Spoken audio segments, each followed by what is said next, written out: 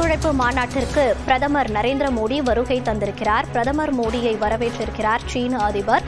Shanghai ஒத்துழைப்பு மாநாடு தொடங்கியிருக்கிறது. தற்போது கிடைத்திருக்கும் முக்கிய செய்தியை பார்த்து வருகிறோம். ஷாங்காய் ஒத்துழைப்பு மாநாடு கூட்டத்துக்கு இந்திய பிரதமர் நரேந்திர மோடி வருகை தந்திருக்கிறார். கூடுதல் விவரங்களோடு இணைகிறார் நமது செய்தியாளர் சுசித்ரா. சுசித்ரா, விவரங்கள். ஷாங்காய் ஒத்துழைப்பு கூட்டணியினுடைய மாநாடு தற்பொழுது அதிகாரப்பூர்வமாக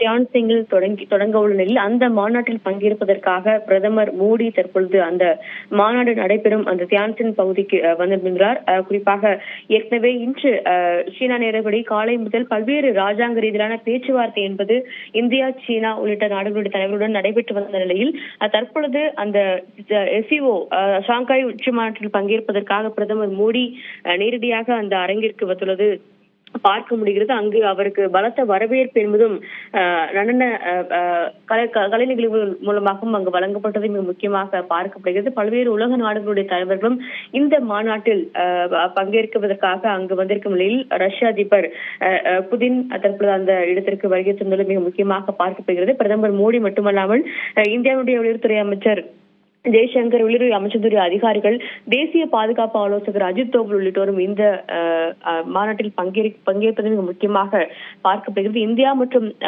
சீனா ஆகிய இரு நாடுகளும் ஒன்றிணைந்து செயல்படுவதற்கான ஒரு காலம் என்பது வந்துள்ளதாக இன்றைய காலை நடைபெற்ற இந்தியா மற்றும் சீனாவினுடையான அந்த ராஜாங்க ரீதியான பேச்சுவார்த்தையில் இரு தலைவர்களும் ஒப்புக்கொண்ட நிலையில் தற்பொழுது இந்த ஷாங்காய் உச்சி மாநாட்டில் பங்கேற்பதற்காக அதிகாரப்பூர்வமாக பிரதமர் மோடி அந்த அரங்கிற்கு வந்துள்ளது மிக முக்கியமாக பார்க்கப்படுகிறது. இதற்காக பலத்த ஏற்பாடுகளையும் சீன அரசாங்கம் தியான்சிங் மாகாணத்தில் செய்துள்ளது மிக முக்கியமாக பார்க்கப்படுகிறது.